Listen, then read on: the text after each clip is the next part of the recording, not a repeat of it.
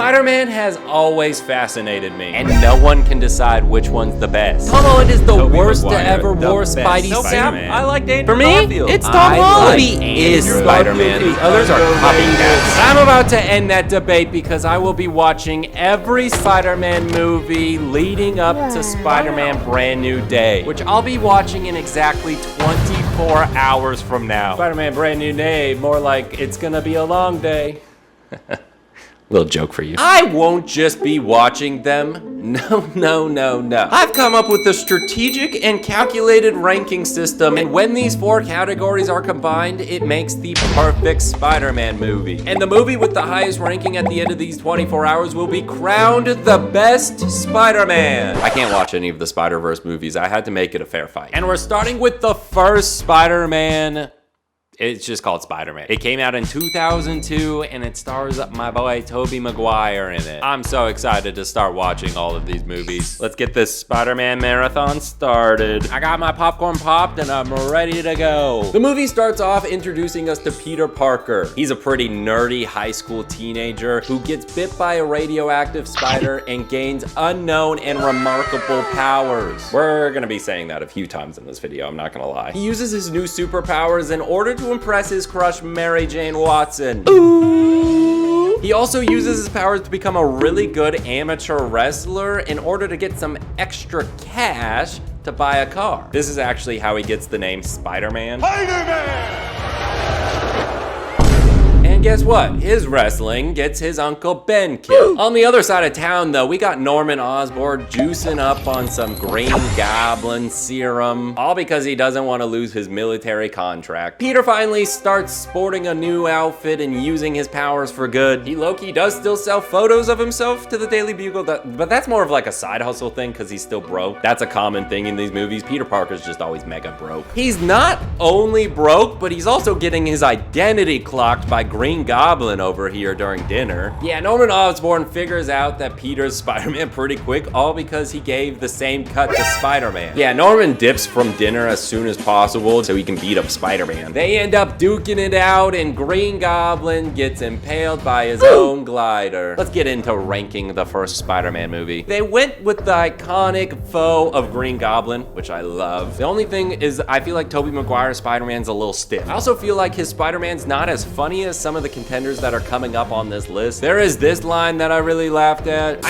Hey kiddo, let mom and dad talk for a minute, will ya? We're giving Spider-Man this a 3 out of 5. Peter Parker did suffer a little bit in this movie. Can we get some F's in the chat for Uncle Ben passing away over here? That does kind of happen in like all of the Spider-Man, so he's not really suffering in that aspect. Aunt May does go to the hospital though after Green Goblin gives her a spook, so that's a little rough on Peter. And even though his best friend is dating his crush, Mary Jane does end up confessing her feelings for Peter, but then Peter's like, nah, I don't want to date you. He ends up kissing her anyways too, so I don't know. 3 out of 5 on the suffering. Now there's some classic memes in this one. You know, I'm something of a scientist myself. I love the memes, but they're just William Dafoe. But you can't do this to me. Now that I think about it, the amount of William Dafoe memes is actually crazy. 3 out of 5 for the memes. Let's talk about William Dafoe as Green Goblin. He gives a great performance, and Green Goblin's scary. I wouldn't want to be getting evaporated like that. The only thing that kind of bugs me about this movie is that Spider-Man doesn't even defeat Green Goblin. All Spider-Man does is just do a flip. Green Goblin takes himself out. We're giving the villain a 3 out of 5. That brings the total to a respectable 12 out of 20, which places the crown on Tobey Maguire. Well, that's because that's the only score currently. And we're still placing the crown on him. First Spider-Man done. What did you think of it? He said it was so good he wishes there was a second one.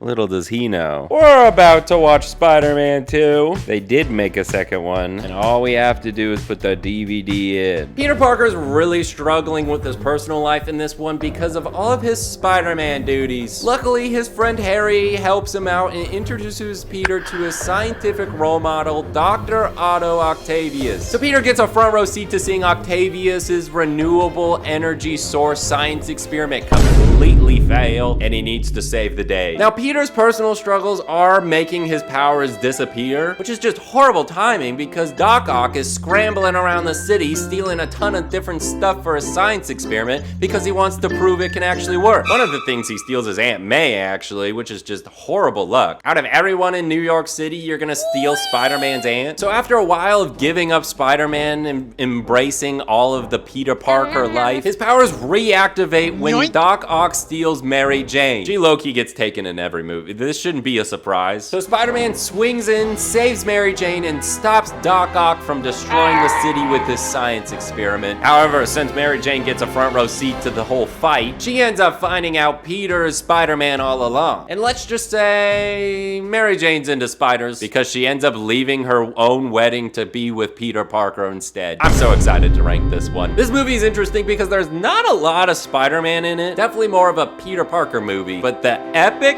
iconic fight scenes in this made me bump up my rating. We got the fight in the bank, we got the fight on the side of the building, and we got that iconic train scene. My gosh, I love this train scene. I'm giving it a 3 out of 5. Now, since this is a Peter Parker movie, he suffers a lot. He gets fired from his job in the first scene. He's failing his classes. He's behind on rent on his crappy apartment. His best friend slash arch enemy finds out he's Spider-Man. Oh, also, Mary Jane, the love of his life, is engaged to a freaking astronaut. And his powers disappear, so he gives up being Spider-Man for a good chunk of the film. Yeah, he's going through it. 5 out of 5 on Peter suffering. I love the memes in this movie. We got the Spider-Man in the elevator scene. We get this iconic line. Pizza time. 4 out of 5 on the memes. I wouldn't want to fight someone with 2 regular arms, let alone 4 gigantic metal evil murderous arms. Plus you add in that Doc Ock is a super genius mega mind guy. Even Spider-Man himself doesn't defeat him. He just talks Doc Ock into being a good person and sacrificing himself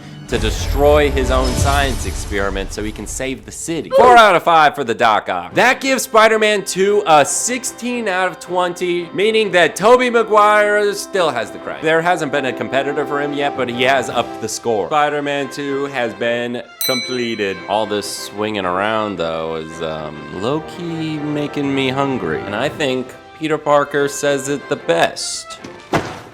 Pizza time. It's pizza time. Okay, I gotta put this in the oven and then I'll be able to keep watching Spider-Man movies. So I ate delicious pizza while I was watching Spider-Man 3. Peter Parker's just on top of the world at the start of this movie. Spider-Man succeeding in life. Peter Parker's finally dating the love of his life, MJ. He starts getting a little too cocky, and you know what happens when you get a little too cocky? That's right, a little alien black goo follows you home. Turns out MJ's not having the time of her life because she gets fired, but Peter Parker's too busy succeeding that he doesn't even notice that. This leads to a big fight the night Peter Parker is gonna propose to her. Just horrible timing, dude. Read the room, really. Since things start going downhill in Peter Parker's life, that little alien goo from earlier decides to attach itself to him. It doesn't just change his wardrobe into this cool looking suit, it also makes him really moody. Some would call him evil Spider-Man.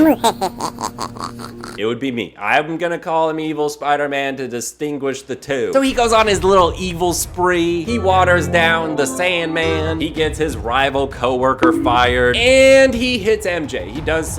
He smacks her. Peter says, I had enough. And he decides to peel off his little alien goo buddy, only for it to land on Eddie, his rival. Out of all the people in New York City, that's just the worst person for it to land on. Really just horrible luck. This leads to... You probably guessed it. MJ getting kidnapped and held hostage in a taxi that's suspended hundreds of feet in the air. But luckily my boy Spider-Man's built different and he swings in, saves the day, and they all live happily ever after. Except for Harry. He ends up dying. Let's rank Spider-Man 3. We technically got 2 Spider-Mans in this movie. We got evil Spider-Man and we got normal Spider-Man. But a lot of the issues I have with Tobey's Spider-Man still remains. He's just not quippy. He's really moody in this one too. And there's no really epic, iconic fight scenes to save his rating this time. So I'm gonna give it a 2 out of 5 for the 2 Spider-Mans. Does Peter Parker suffer in this one though? His best friend does start off the movie by entering a coma, which actually, wait. That actually technically helps him because he forgets that he actually hates him. MJ does technically break up with Peter during this one, but that's just a trick by Harry. And honestly, all of the suffering in this movie is caused by him because he just is addicted to that epic looking black suit. I low-key think you guys can guess what the meme rating is gonna be. There's just so many iconic ones, like this scene, This is something else. like this scene. They love me.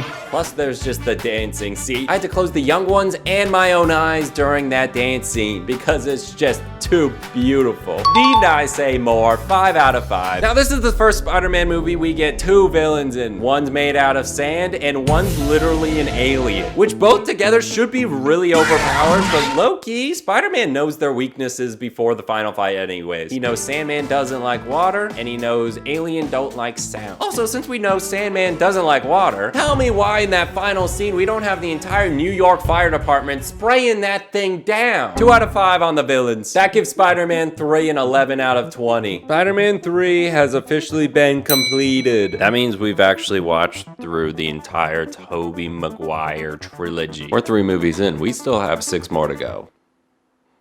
I'm starting to get scared. But I am having an amazing time.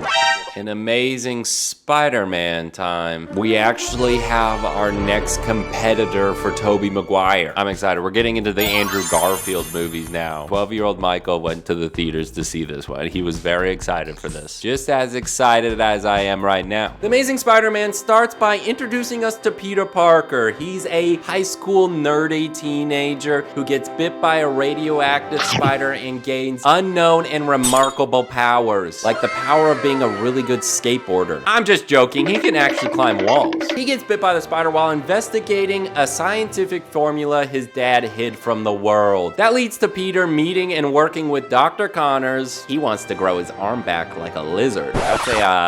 That's a little foreshadowing for you guys. This scientific work that Peter's absorbing his life with gets him in a wee bit of trouble with his family. This leads to a big fight with him and Uncle Ben, which actually leads to Uncle Ben getting shot. I did not see that coming. Just joke. I knew it was gonna happen. This leads to Peter going on an absolute revenge spree to try to find his uncle's killer, and he slowly adds things to his costume until we get the grand reveal of his new outfit. A lot of people trash on this suit.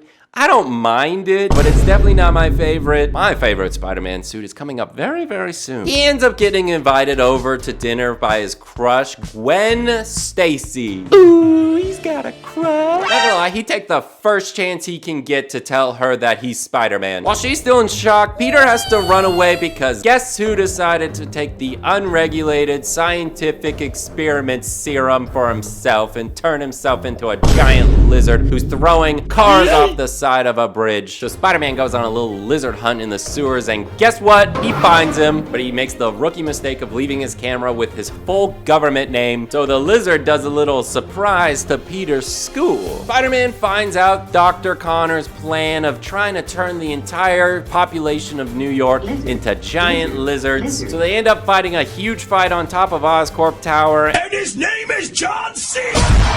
And Spider-Man manages to cure Dr. Connor's medical disease. Let's rank the Amazing Spider-Man. It's gonna be an automatic point off because it spends way too long talking about Spider-Man's parents. You think as a Spider-Man fan, I care who his parents are? No. I will say, I love Andrew Garfield's Spider-Man because of how funny and quippy he is. Plus, he actually moves like a spider, and his acrobatics are just unmatched. 4 out of 5 for Spider-Man-ness. Is Peter Parker suffering, though? His Uncle Ben does end up dying, but that's just not new at this point. He also vows to Gwen's dying father that he won't date her, that he just ends up just not caring about. 2 out of 5 on his suffering. I couldn't think of any memes other than the Stan Lee library scene, so we're giving it a 2 out of 5. I actually really like Lizard as a villain. I just don't like his face design. But low-key, the Lizard is actually terrifying, and low-key, he almost murks Spider-Man right here. There's just some great fight sequences in this one. 4 out of 5. That gives the Amazing Spider-Man a grand total of 12 out of 20, which is not quite enough to dethrone Tobey Maguire for the crown. The Amazing Spider-Man is complete. I'm officially hitting the night shift now, and I'm getting very sleepy very quickly, but I'm nowhere close to done.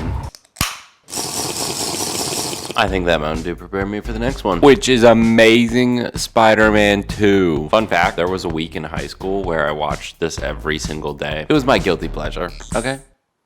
Don't judge me. Either way, I'm very excited to open this up and watch this movie. In this movie, Peter starts getting really busy with his Spider-Man responsibilities. He almost even misses his high school graduation. But he fully embraces it, and soon enough, Spider-Man's all that he does. Suddenly, a blue electric man comes stumbling into Times Square. He was an Oscorp employee that fell into an electric eel tank. You know, typical workplace injuries, really. While Peter Parker's trying to figure out what happened to his missing parents, he hears that his long-lost childhood friend Harry just lost his dad. His dad passed away from a genetic disease that Harry has, I guess. Turns out, Harry needs Spider-Man blood to cure. And Peter's like, heck no, that's unregulated, we can't just share blood. But low-key, Peter was right, because it turns out that the spider that bit him all that movie ago was actually genetically modified by his dad to only work for his bloodline. But Harry finds the spider venom anyways in Oscorp's basement. Let's just say it did not go well for Harry over there. But he did get a sick new ride. While Harry's doing that, Electro ends up going into New York City's power grid, and he's wanting to shut the whole city down. But not if Spider-Man and Gwen can stop it. Let's just say one of them doesn't manage to stop it.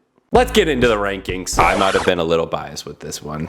That opening swinging scene alone earns itself a point. And another point just for that suit. This is my favorite Spider-Man suit they ever made. The way that Andrew Garfield acts in the Spider-Man suit just makes Spider-Man come alive for me. And that final scene when he's talking to the kid, oh, it's perfect. I'm giving Spider-Man this a 6 out of 5. I'm just gonna say it, it's a 5 out of 5. My boy is suffering in this one. This scene alone makes it a 5 out of 5. I don't have to explain myself anymore. I can't think of any other really memes, so I'm just gonna take this category to complain about the parent plot. I don't know why they did it. It was unnecessary, and I think that's why this movie gets a lot of bad rap. So we're giving the meme category a -1 out of 5. That shot of Electro destroying Times Square gives me chills. Electro is literally just pure energy. He should be a pretty powerful villain. Green Goblin's addition in this one is actually pretty good too, because he actually manages to succeed in, you know, he got Gwen. He got Gwen. We're giving it a 4 out of 5. That brings the grand total of Amazing Spider-Man 2 to 14 out of 20, but that still doesn't pass Tobey Maguire for the crown. And that's Amazing Spider-Man 2 complete. Oh my gosh, I cannot wait to watch Amazing Spider-Man 3.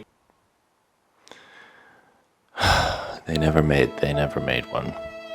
So I need to move on quickly before I get too sad. We're watching Spider-Man Homecoming next. Tom Holland is our next competitor to try to dethrone Tobey. Can Spider-Man Homecoming do it? This is the first Spider-Man movie that was technically part of the Marvel Cinematic Universe. Technically, Tom Holland's Spider-Man's journey starts in Captain America Civil War. I was sitting up like this to watch the movie, so I didn't fall asleep. There's no way I was making it through the Avengers movies as well during this marathon. This movie follows Peter Parker waiting for the Avengers to call him to be part of the team because he helped Iron Man fight Captain America. He's getting a little too obsessive over it, where Spider-Man is all that he wants to do. The second school is out, he's getting into his suit. One night while sneaking into the house, his best friend Ned finds out he's Spider-Man, and he decides to out Peter to the entire school. You don't know Spider-Man? Bruh. They end up getting invited to a high school party to have Spider-Man be a party trick. He ditches the party when he spots some people selling underground alien weapon tech. He goes on a quest to try to figure out who's making these dangerous weapons. It's this creepy looking vulture guy. That's who's making these weapons. The tracker he has on the bad guys ends up leading him to Washington, D.C., where he stops them kind of successfully. There's a little kerfuffle on the Washington Monument that he ends up saving the day, but low-key it's his fault anyways. And he accidentally splits a ferry in two, but luckily Iron Man saves the day on that one. Not luckily for Peter though, because Tony Stark ends up taking his suit away. No! God, please, no! This gives him time to focus on Peter things like asking his crush Liz to the homecoming dance. That's why it's called Spider-Man Homecoming, because there's a homecoming dance in the movie. If you didn't know that, that's why it's called that. Turns out, surprise, surprise, his crush's dad is the Vulture guy. Now that's pretty awkward. He ends up ditching his date at the homecoming dance to stop the Vulture from stealing Iron Man's plane full of tech. There's an epic battle on the beach after they crash the plane, and Spider-Man manages to stop the Vulture. Let's rate Spider-Man Homecoming. I love the scene when he's fighting the ATM robbers. It's perfectly Spider-Man's character. I really like this movie because it just encompasses his fun. It's just a fun movie. It's a lot more lighthearted than the other Spider-Man movies. 5 out of 5 for Spider-Man-ness. He's a little too busy with the Spider-Man stuff to enjoy time with his friends. So a lot of the time you see him sad that he's having to leave his friends. And his big struggle throughout the movie is that he's not part of the Avengers, but when he gets an invite at the end, he ends up saying no anyways. Not gonna lie, there's not a lot of suffering, so 2 out of 5. The only meme I can think of is this one, 2 out of 5. I think the Vulture was a perfect first villain. He's not evil at all. He's just annoyed that Spider-Man keeps messing with his stuff. The scary part is when he figures out that Peter Parker is Spider-Man and he threatens him in the car. 3 out of 5 for Vulture. That gives Homecoming a 12 out of 20 ranking. That's Spider-Man Homecoming accomplished. He's been watching them all with me. He's so confused why I'm not asleep though. I'll tell you why I'm not asleep, because I need to watch Spider-Man Far From Home. I'll tell you what I'm far from. My bed, and that makes me really sad because I want to sleep so bad. But no, we have more Spider-Man movies to watch. Let me tell you about Far From Home. This movie takes place after Iron Man died, so there's a big superhero hole to fill. But Spider-Man does not want to fill that. That is not my job. Peter just wants to enjoy his European school vacation so he can get close to his new boo thing, MJ. Ooh. He's enjoying his lovely sightseeing when all of a sudden this water monster comes out and attacks Venice. Spider-Man tries his best to save the day, but luckily this new hero Mysterio comes and saves everyone. That's when Nick Fury rolls up to recruit Spider-Man to help fight all of these different elemental monsters that are popping up around Europe. But he's like, heck no, I want to just stay on my school vacation. So Nick Fury does what he does best and hijacks a high school European vacation. He also gives Peter these glasses that Tony Stark left for him. They give him access to all of Tony Stark's drones and missiles and satellites. Nick Fury's just responsible, kind of like that. Peter gets scared that he can't fill Tony Stark's role, so he ends up giving the glasses to this Mysterio guy. First off, don't trust anyone who has the name kind of close to mystery, because it turns out Mysterio is a liar, a fake, and a fraud. He's been using projections and illusions and all this stuff to fake all of the elemental monsters because he wants to be the next Iron Man. He doesn't even have any powers. He's just an evil little Jake Gyllenhaal. Peter starts clocking on to his lies just a little too late because Mysterio uses all of Tony Stark's drones to create this crazy illusion that attacks London. But luckily Spider-Man comes in and destroys the illusion, and the last thing he needs to destroy is Mysterio. He manages to do that in this pretty cool scene right here. Turns out Mysterio had a failsafe and just ends up telling the whole world Spider-Man's name is Peter Parker. and then the movie just ends. So we might as well get into our rankings now. It's fun seeing Spider-Man in Europe. It's a little different. Some could say too different, maybe. 3 out of 5 for Spider-Man-ness. The biggest suffering Peter Parker does in this movie is that his vacation was interrupted. He's also trying to date MJ, and he does manage to do that. 2 out of 5 for his suffering. There's some decent memes in this one, not gonna lie. 3 out of 5 for the memes. I love Mysterio in the comics. The only thing with the movie is that they had to nerf Peter. His spider sense wasn't working, and if it was working from the get-go, he would have figured out the Mysterio plot the whole time. But my gosh, I love the illusion scenes. They are absolutely peak, which makes my ranking for the villain go up to 4 out of 5. That brings Far From Home all the way to a 12 out of 20, meaning Tobey's Spider-Man is still crowned as #1. While I was watching that, the sun actually came out, which is crazy. Let's just say that wasn't the European vacation Peter Parker was planning on. He ended up almost dying. But either way, we can get Spider-Man Far From Home checked off our list. I'm not gonna lie, I fell asleep for like 30 minutes during that movie. I had to rewind. But it's starting to cut it close a little bit. My Spider-Man Brand New Day movie is coming upon us quickly. But I can't go to that movie yet because I have to watch Spider-Man No Way Home. This is the third of Tom Holland's Spider-Man movies. Or is it a movie for all of the Spider-Man? Who knows? Who knows? I don't want to spoil anything. Spider-Man No Way Home, more like Spider-Man No Way We're almost done with this challenge. The movie starts off with Mysterio exposing Peter Parker as Spider-Man to the entire world, which is not chill. So Peter tries to fix it by taking a little trip to Magic Town, aka Doctor Strange. Luckily, there's an exact spell for Peter to make the whole world forget that he's Spider-Man. Except Peter messes it up, which makes the movie spiral into a whole multiverse of craziness. Everybody in every universe who knows Spider-Man as Peter Parker is brought to them. So we get some returning cast that we've seen before. Like we get this guy, this dude, we get Jamie Foxx, we get this lizard, and we get this Sandman. Peter finds out they all die in their respective universes. Peter, being the kind of guy he is, decides to try to save them, resulting in this epic dimensional fight with Doctor Strange. That was pretty cool. That's pretty cool. Turns out trying to save them kind of goes badly because they decide to go rogue because they're still villains. Like, they're not great people. He has this crazy fight with Green Goblin in the apartment, which results in Aunt May dying. And that one's a pretty sad one. That gets ya. Turns out the spell didn't just bring the baddies to the universe, but it also had Tobey Maguire and Andrew Garfield rolling up to the party. So they team up and fight all of the villains while simultaneously trying to cure them all. They managed to actually succeed on all of them, except for one, that pesky little goblin. Goblin's explosion unleashes Doctor Strange's spell, so he's trying to hold the entire multiverse together, while Spider-Man is just brutally beating up Green Goblin. Watch out! Watch out!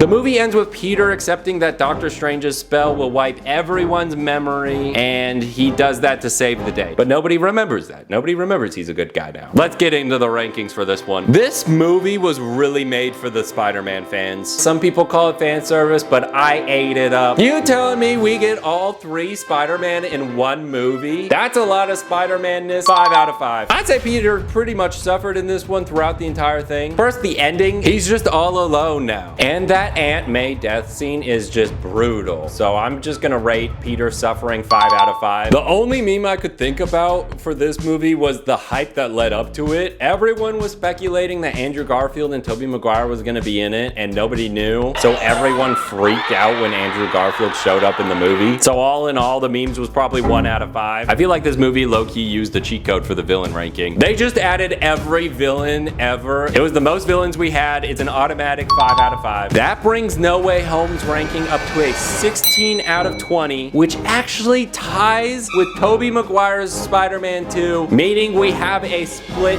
crown. But don't you worry, guys, because we still have one more Spider-Man movie in order to decide the tiebreaker. And dare I say, it's a brand new movie. That's supposed to be a joke because it's actually called One Ticket for Spider-Man Brand New Day, please.